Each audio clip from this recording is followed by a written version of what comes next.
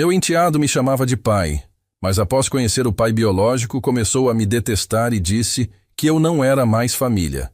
Então sua mãe revelou a verdade sobre seu pai biológico e quem eu era de verdade esse tempo todo. Senti um aperto no peito que nunca imaginei sentir por causa de um objeto, enquanto via as luzes traseiras do meu carro antigo virarem a esquina e desaparecerem pela rua escura. Aquele carro não era apenas um veículo, era o meu projeto de vida, uma relíquia que eu levei 10 anos para restaurar, peça por peça, com minhas próprias mãos sujas de graxa. Mas naquele momento, com o cheque do comprador no bolso, eu não senti arrependimento.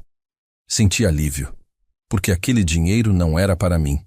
Aquele dinheiro era o futuro do Lucas. Entrei em casa, limpei as mãos numa flanela velha que sempre carregava no bolso de trás e olhei para a foto na estante. Eu e Lucas, ele com 5 anos, sorrindo sem um dente da frente, segurando uma chave de fenda maior que o braço dele.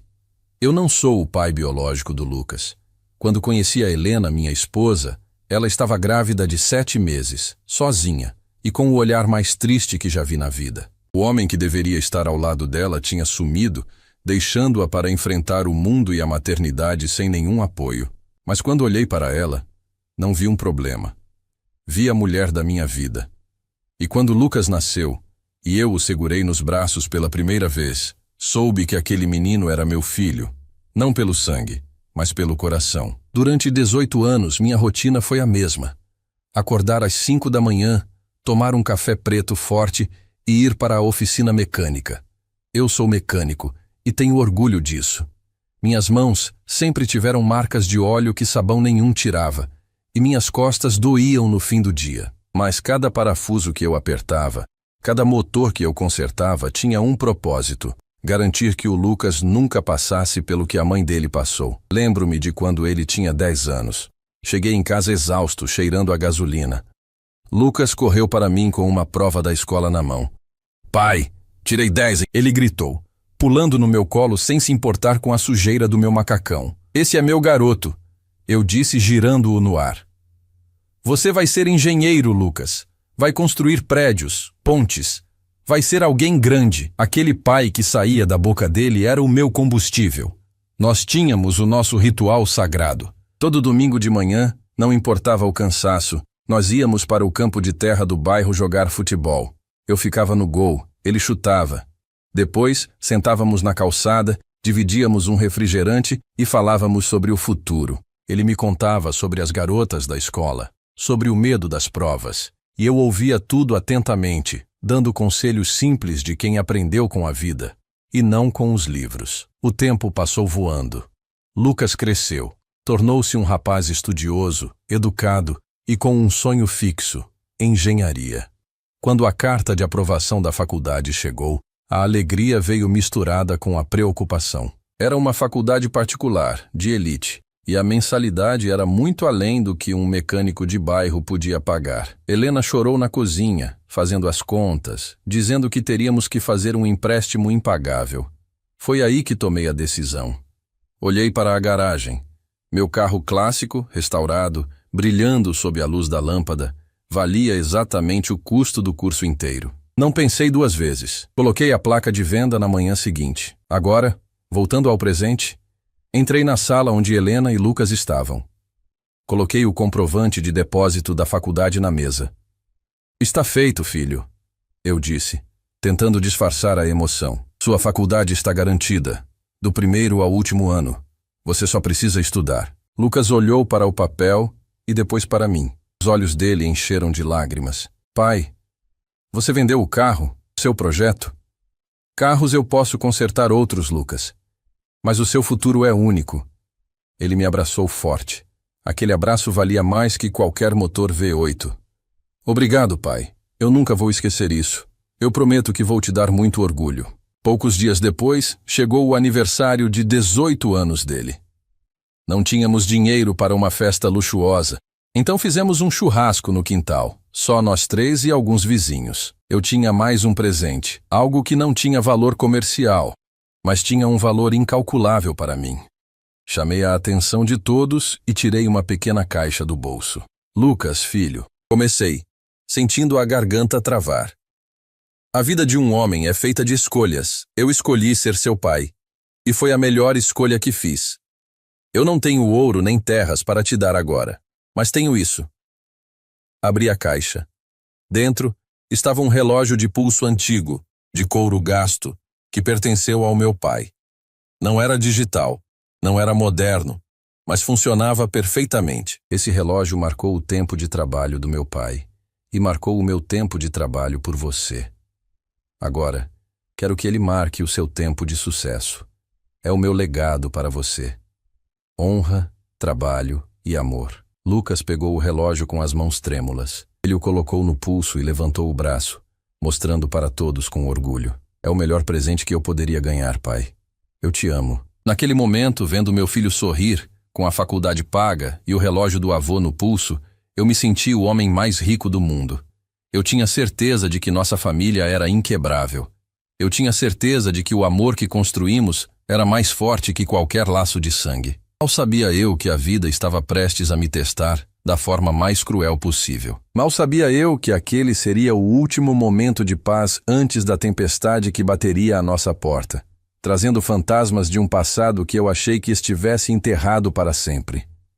A felicidade daquele domingo estava prestes a ser estilhaçada. A felicidade durou pouco, menos do que um tanque de gasolina em um carro potente. Era uma tarde de terça-feira, uma semana após o aniversário de Lucas. Eu estava na garagem de casa, limpando algumas ferramentas, quando ouvi o som de um motor diferente parando no nosso portão. Não era o barulho dos carros populares dos vizinhos. Era um motor suave, silencioso, de quem tem muito dinheiro. Limpei as mãos no pano sujo e fui até a frente. Um sedã preto, brilhante como um espelho, estava estacionado.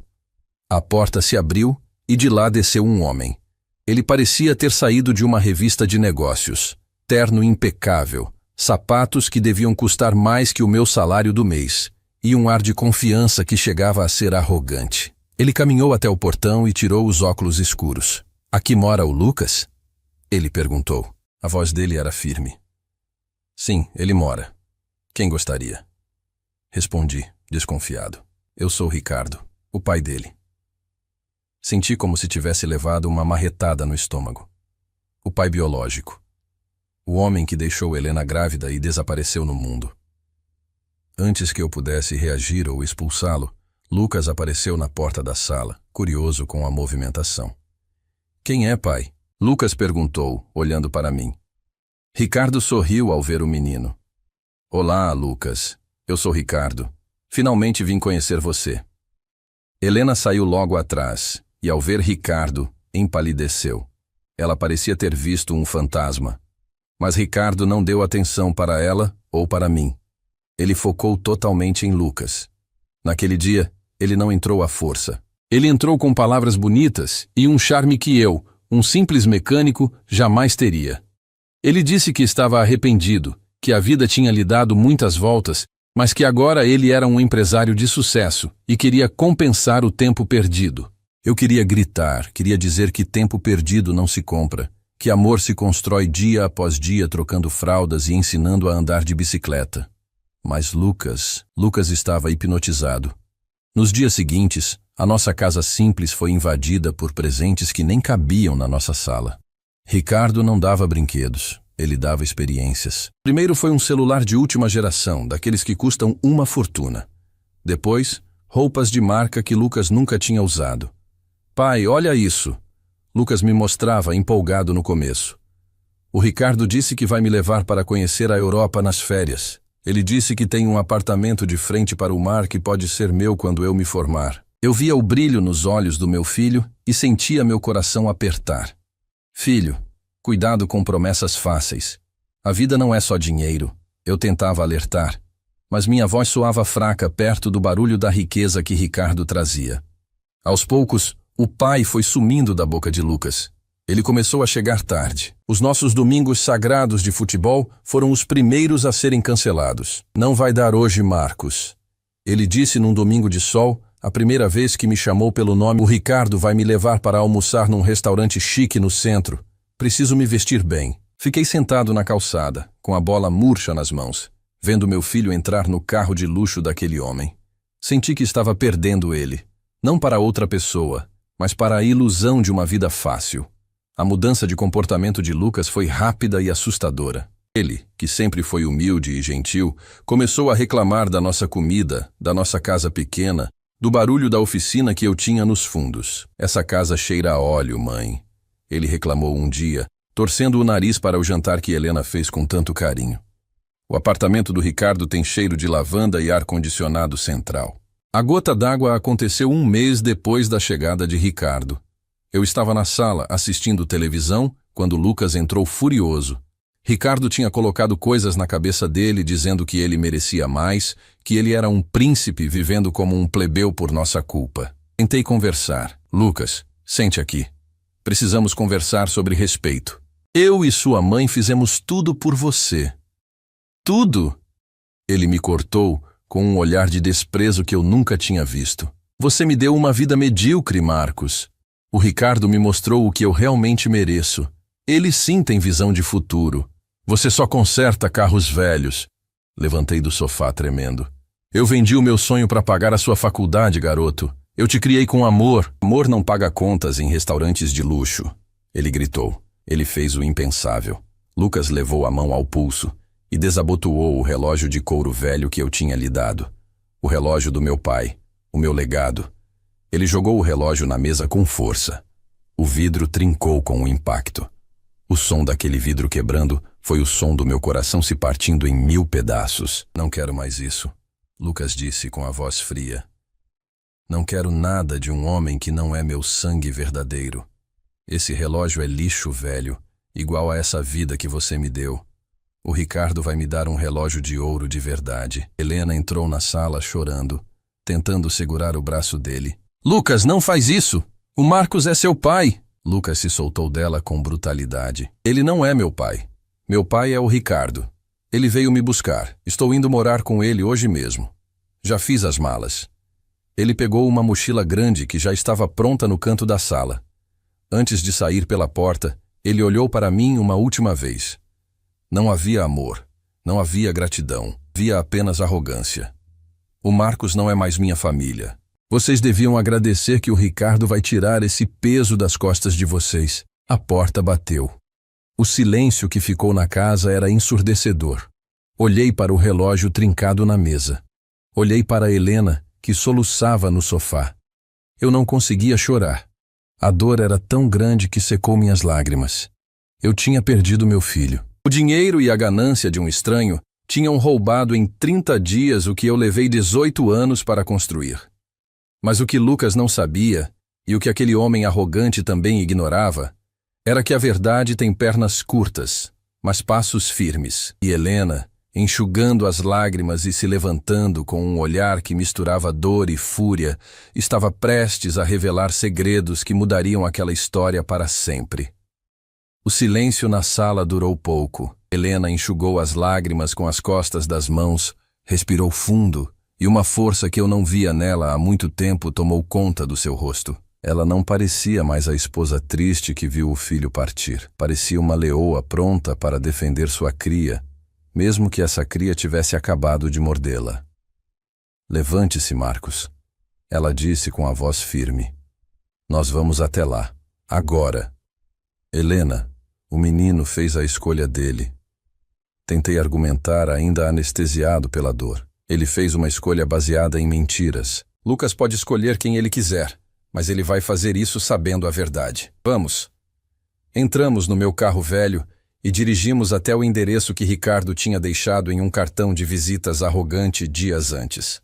Era um condomínio de alto padrão, do outro lado da cidade. O porteiro nos olhou com desdém por causa do nosso veículo, mas Helena insistiu tanto que ele interfonou. Ricardo, talvez querendo exibir sua vitória, autorizou a entrada. Quando a porta do apartamento luxuoso se abriu, vimos Lucas sentado em um sofá de couro branco, segurando um videogame novo. Ricardo estava em pé, com uma taça de vinho na mão, sorrindo como se tivesse ganhado na loteria. Vieram se despedir ou pedir dinheiro? Ricardo perguntou debochado. Lucas nem olhou para nós. Continuou com os olhos fixos na TV. Vim trazer a verdade, Ricardo, Helena disse, entrando sem pedir licença. E exijo que o Lucas desligue isso e ouça. Lucas bufou, desligou a TV e nos encarou com aquele olhar frio que aprendeu em apenas "O que vocês querem? Já disse que aqui é o meu lugar." "Teu lugar?" Helena riu, um riso nervoso e dolorido. "Você acha que esse homem veio te buscar porque te ama, Lucas? Você acha que ele ficou 18 anos sumido e apareceu agora porque a consciência pesou?" Ricardo tentou interromper, mas eu dei um passo à frente. Pela primeira vez na vida usei minha postura para intimidar. Ele recuou. "Fala, Helena," eu disse. "Ricardo te abandonou quando eu estava grávida de 5 meses, Lucas." Ela começou, olhando nos olhos do filho. "Ele disse que um bebê chorando atrapalharia o sono dele e a carreira de executivo júnior que ele estava começando. Ele me disse, tire isso ou suma da minha vida. Eu escolhi você." Ele escolheu a carreira. Lucas olhou para Ricardo, que desviou o olhar, tomando um gole longo de vinho para disfarçar. "Isso é passado," Ricardo resmungou. "As pessoas mudam." "Mudam?" Helena continuou. "Você sabe como ele te achou, Lucas? Ele não te procurou, ele viu seu nome no jornal. Lucas, primeiro lugar no vestibular de engenharia na melhor federal do estado. Ele viu um prodígio. Ele investigou e descobriu que você é um gênio dos números." Helena tirou um papel da bolsa e jogou na mesa de centro de vidro. "Eu tenho amigos que ainda conhecem gente do círculo dele. Ricardo está abrindo uma consultoria de engenharia e precisa de um rosto jovem, de um talento para vender a imagem de empresa familiar de sucesso. Você não é filho para ele, Lucas. Você é um investimento. Você é um troféu para a estante dele." Lucas pegou o papel trêmulo. Eram e-mails impressos onde Ricardo discutia com um sócio sobre o garoto prodígio que traria credibilidade à marca. O rosto de Lucas perdeu a cor. "Mas não é só isso," Helena disse. E agora ela se virou para mim. Seus olhos marejaram novamente. "Você disse coisas horríveis para o Marcos hoje, Lucas. Você disse que ele era um mecânico medíocre, que te deu uma vida de miséria." Eu abaixei a cabeça. Aquilo ainda doía. "E é verdade." Lucas sussurrou, embora com menos convicção. "Ele é só um mecânico." "O Marcos," Helena disse, elevando a voz, "é o único herdeiro da família Bittencourt." O silêncio que caiu na sala foi absoluto. Ricardo engasgou com o vinho. Lucas arregalou os olhos. O sobrenome Bittencourt era conhecido na região por ser dono de vastas terras e indústrias no passado. "O quê?" Lucas gaguejou. "Seu pai, o homem que você chamou de fracassado, nasceu em berço de ouro." Helena revelou, apontando para mim. "Mas ele recusou tudo. Ele saiu de casa aos 20 anos porque a família dele era corrupta, fria e só importava com as aparências, exatamente como o Ricardo. O Marcos abriu mão de uma fortuna para viver uma vida honesta, sujanado às mãos de graxa, porque ele acredita que dignidade vale mais que dinheiro." Eu senti vergonha daquela exposição, mas Helena não parou. "Você lembra quando eu tive câncer, Lucas? Você tinha 12 anos. Lembra que o tratamento era caríssimo e o plano de saúde não cobria a cirurgia especial?" "Lembro." Lucas disse, a voz falhando. "Você disse que o governo pagou." "Eu menti," ela disse, chorando agora. "O Marcos quebrou o juramento dele. Ele entrou em contato com os advogados da família, humilhou-se, assinou papéis abrindo mão de qualquer direito futuro, a herança restante, tudo para conseguir o dinheiro da minha cirurgia. Ele vendeu o direito de ser milionário para salvar a minha vida e garantir que você não ficasse órfão de mãe." Eu segurei a mão de Helena. "Não precisava contar isso," sussurrei. "Precisava sim," ela gritou, olhando para Lucas. "Ele gastou a herança dele na minha saúde e o dinheiro do carro dele na sua faculdade. E você, Lucas?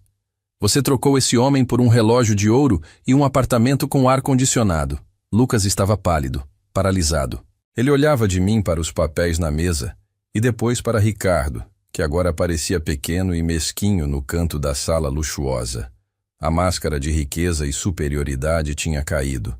Ali, naquele momento, Lucas percebeu que o homem pobre era o verdadeiro rei, e o homem rico era apenas um mendigo de caráter. Peguei a mão de Helena. "Vamos embora, querida. Já dissemos o que tinha que ser dito. O resto é com ele." Demos as costas e caminhamos para a saída. Eu não olhei para trás. Meu coração ainda estava ferido, mas minha consciência estava tranquila.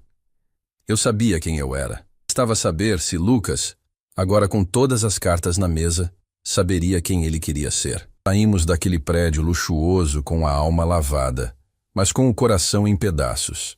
Eu e Helena voltamos para nossa casa em silêncio. Naquela noite, tomamos uma decisão difícil, mas necessária. Aquela casa, aquele bairro, cada canto da sala, tudo gritava o nome de Lucas.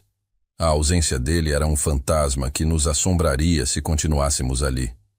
Decidimos que precisávamos recomeçar. Não por raiva, mas por sobrevivência emocional. 2 dias depois, deixamos a casa. Não vendemos imediatamente. Apenas trancamos tudo. Mas antes de sair, deixei algo sobre a mesa de jantar, exatamente onde Lucas costumava estudar. Deixei o relógio do meu pai, aquele que ele havia rejeitado com tanto desprezo, em cima de um bilhete simples. O amor de um pai não se compra e nem se joga fora. Ele espera. Se um dia você entender o valor disso, saberá onde nos encontrar. Mudamos para uma cidadezinha no interior, a 3 horas dali. Com o pouco dinheiro que tínhamos guardado, aluguei um galpão velho e comecei um projeto que sempre sonhei, mas nunca tive tempo. Uma oficina comunitária. Eu não consertava mais carros por dinheiro. Eu ensinava jovens carentes a profissão de mecânico, dando a eles uma chance de futuro, a mesma chance que tentei dar a Lucas. 1 ano se passou. As estações mudaram. Meu cabelo ficou um pouco mais branco, e a dor da perda de Lucas se transformou em uma saudade mansa, daquelas que a gente aprende a conviver. Helena voltou a sorrir, ajudando na administração da oficina e fazendo bolos para os alunos. Não tínhamos luxo, não tínhamos viagens para a Europa, mas tínhamos paz. Numa tarde chuvosa de quinta-feira, eu estava debaixo de um caminhão antigo, explicando para um garoto de 16 anos como trocar a suspensão, quando vi um par de sapatos parados na entrada do galpão. Eram sapatos simples, gastos, muito diferentes dos sapatos de couro italiano que Ricardo usava. Limpei as mãos na flanela, deslizei para fora debaixo do caminhão e me levantei. Meu coração falhou uma batida. Era Lucas. Mas não era o Lucas arrogante de 1 ano atrás. Ele estava mais magro, com olheiras profundas, vestindo uma camisa simples e jeans desbotado. Ele segurava algo com força contra o peito. "Pai?" A voz dele saiu tremida, quase um sussurro. Fiz um sinal para os alunos fazerem uma pausa e caminhei até ele. Helena saiu do pequeno escritório nos fundos e, ao ver o filho, levou as mãos à boca segurando o choro. "Lucas", eu disse, sem saber se o abraçava ou se esperava. Ele começou a chorar ali mesmo, na frente de todos. "Eu fui um idiota, pai. Eu fui o maior idiota do mundo." Lucas nos contou tudo, entre soluços. A vida de príncipe durou exatamente 2 semanas após a nossa visita. Assim que Helena revelou a verdade, Ricardo mudou. Ele ficou agressivo, impaciente. "Ele estava falido, pai", Lucas contou envergonhado. "Ele queria que eu assinasse papéis. Ele queria abrir empresas fantasmas no meu nome, usar o meu crédito de estudante, sujar o meu nome para limpar o dele. Ele disse que era isso que família fazia. Se ajudava nos negócios." Lucas contou que quando se recusou a assinar a fraude, Ricardo o expulsou. Disse que ele não servia para nada se não fosse para trazer lucro. Lucas saiu daquela cobertura apenas com as roupas do corpo. "Eu voltei para a nossa casa naquela mesma noite", Lucas disse, as lágrimas escorrendo. Mas estava tudo trancado. Estava escuro. Eu pulei o muro e entrei pela janela dos fundos. A casa estava vazia, pai. Sem móveis, sem vida. Ele abriu a mão. Ali estava o relógio. O vidro ainda estava trincado da queda, mas ele o segurava como se fosse um diamante. Eu encontrei isso na mesa e li o bilhete. "Eu passei esse último ano trabalhando em um restaurante, lavando pratos, dormindo em uma pensão, juntando cada centavo para tentar encontrar vocês. Eu precisava te devolver isso. Ou melhor, eu precisava pedir se eu ainda mereço usar isso." Olhei para o meu filho. A arrogância tinha sido queimada pela vida real. O que restou foi o menino que eu criei, o menino que aprendeu a lição da forma mais dura possível. A vingança que eu poderia ter desejado não foi necessária. A própria vida se encarregou de mostrar a ele que o brilho do ouro muitas vezes esconde a podridão do caráter. Helena correu e o abraçou. Um abraço de mãe, daqueles que curam qualquer ferida. Eu me aproximei e coloquei a mão no ombro dele. Ricardo te deu o sangue, Lucas. Mas sangue só faz parentes. O que faz um pai é a presença. Você me perdoa? Ele perguntou, olhando nos meus olhos, com medo da rejeição. Eu disse que você não era minha família. Eu disse coisas horríveis. Você estava cego, filho. E a gente não pune um cego por tropeçar. Respondi, sentindo a emoção embargar minha voz. Peguei o relógio da mão dele. Esse vidro está quebrado. Eu disse, passando o dedo na trinca. É bom que fique assim, para você olhar e lembrar que a confiança, uma vez trincada, deixa marcas. Mas o relógio, ele ainda funciona. O tempo não parou. E o nosso amor também não. Coloquei o relógio de volta no pulso dele. Bem-vindo de volta à família, Lucas. Ele me abraçou, e eu senti o peso do mundo sair das minhas costas. Naquela oficina simples, cheirando a óleo e chuva, eu era o homem mais rico do mundo novamente. Ricardo, com seus ternos e mentiras, terminou sozinho, fugindo de credores e da polícia, esquecido. Nós, com nossa verdade e nosso perdão, tínhamos algo que dinheiro nenhum no mundo poderia comprar. Tínhamos uns aos outros, e isso, eu aprendi, é o único legado que realmente importa.